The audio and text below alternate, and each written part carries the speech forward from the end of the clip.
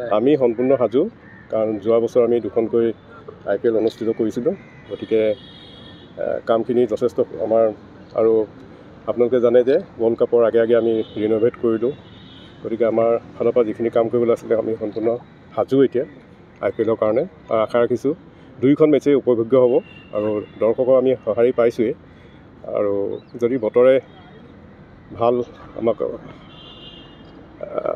আমি ভাবিছোঁ বতৰে কোনো বিধি পথালি নিদিয়ে আৰু খুব ধুনীয়াকৈ মেচ দুখন অনুষ্ঠিত হ'ব। বুক মাই শ্ব'ৰ জৰিয়তে টিকট চেলিং হৈ আছে, কাউণ্টাৰটো আপোনালোকে দিছে, কেনেকুৱা ধৰণৰ সহায় পাইছে, কিমান পাৰ্চেণ্টেজ পাই এতিয়ালৈকে গৈছে? 15 তাৰিখৰ খেলৰ কাৰণে অলৰেডি সন্তোষজনক, কিন্তু যিমানখিনি আমি ভাবিছিলোঁ আৰু অলপ চাগে এইকেইদিনত আৰু টিকেট চেল হ'ব। 19 তাৰিখৰ কাৰণে ইতিমধ্যে আমি যিটো ফিডবেক পাইছোঁ যথেষ্ট উৎসাহজনক প্ৰতিযোগিতা।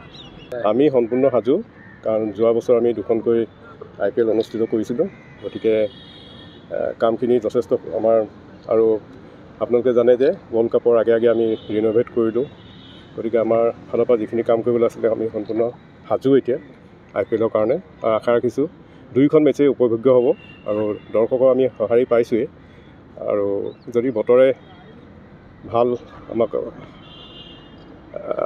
আমি ভাবিছোঁ বতৰে কোনো বিধি পথালি নিদিয়ে আৰু খুব ধুনীয়াকৈ মেচ দুখন অনুষ্ঠিত হ'ব।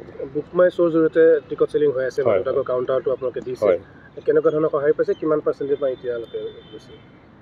15 তাৰিখৰ খেলৰ কাৰণে অলৰেডি সন্তোষজনক, কিন্তু যিমানখিনি আমি ভাবিছিলোঁ আৰু অলপ চাগে এইকেইদিনত আৰু টিকেট চেল হ'ব। 19 তাৰিখৰ কাৰণে ইতিমধ্যে আমি যিটো ফিডবেক পাইছোঁ যথেষ্ট উৎসাহজনক প্ৰতিযোগিতা।